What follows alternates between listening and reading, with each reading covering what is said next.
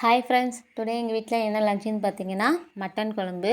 இந்த மட்டன் குழம்பு நான் எப்படி ரெடி பண்ணுறேன்னு பார்த்தீங்கன்னா, ஒரு 1/2 கேஜி மட்டன் வாங்கி நல்லா க்ளீன் பண்ணி ஒரு குக்கரில் சேர்த்து ஒரு 2 கிளாஸ் தண்ணி விட்டு 1 டீஸ்பூன் மஞ்சத்தூள் போட்டு நல்லா ஒரு 6 விசில் விட்டு எடுத்து வச்சுருக்கேன். இந்த மட்டன் குழம்புக்கு மசாலா எப்படி ரெடி பண்ணுறேன்னு பார்த்தீங்கன்னா, ஒரு கடாயில் ஒரு 2 டீஸ்பூன் ஆயில் விட்டு ஒரு பட்டை, ஒரு ஏலக்காய், 3 கிராம்பு இது நல்லா பொரிஞ்சதுக்கப்புறம் 1 டீஸ்பூன் பெருஞ்சீரகம், 1 டீஸ்பூன் மிளகு இதுவும் நல்லா பொரிஞ்சதுக்கப்புறம் ஒரு 20 சின்ன வெங்காயம் உரித்து அதில் ஆட் பண்ணியிருக்கேன். 2 பெரிய சைஸ் தக்காளியும் இதில் சேர்த்து நல்லா வதக்கணும். வெங்காயமும் தக்காளியும் வதங்கிறதுக்கு 1 டீஸ்பூன் உப்பு சேர்த்து நல்லா வதக்கி விட்டுருக்கேன். இது நல்லா கொழைய வதங்கினதுக்கப்புறம் ஒரு கைப்பிடி கருவேப்பிலை சேர்த்து நல்லா வதக்கணும்.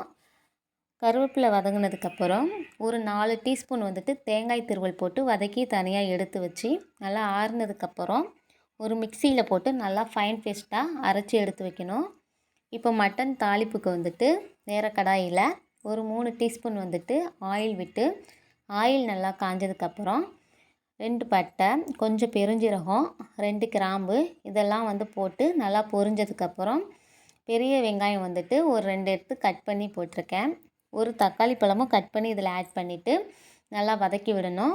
வெங்காயமும் தக்காளியும் வதங்கிறதுக்கு கொஞ்சம் உப்பு போட்டு நல்லா வதக்கிட்டு 1 டீஸ்பூன் இஞ்சி பூண்டு விழுது போட்டு வதக்கினதுக்கப்புறம் பார்த்திங்கன்னா மசாலா மஞ்சத்தூள், மிளகாய்த்தூள், தனியாத்தூள், கரம் மசாலா எல்லாம் ஒவ்வொரு டீஸ்பூன் ஆட் பண்ணியிருக்கேன்.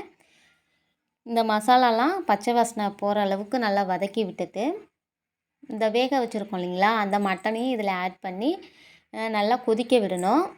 இப்போ பார்த்திங்கன்னா மேலே எண்ணெய் பிரிஞ்சு வந்ததுக்கப்புறம் நம்ம அரைச்சி வச்சுருக்க அந்த பேஸ்ட்டை எடுத்து இதில் ஆட் பண்ணிக்கணும். இந்த மட்டனுக்கு தேவையான தண்ணி நல்லா ஊற்றி நல்லா கொதிக்க விடணும்.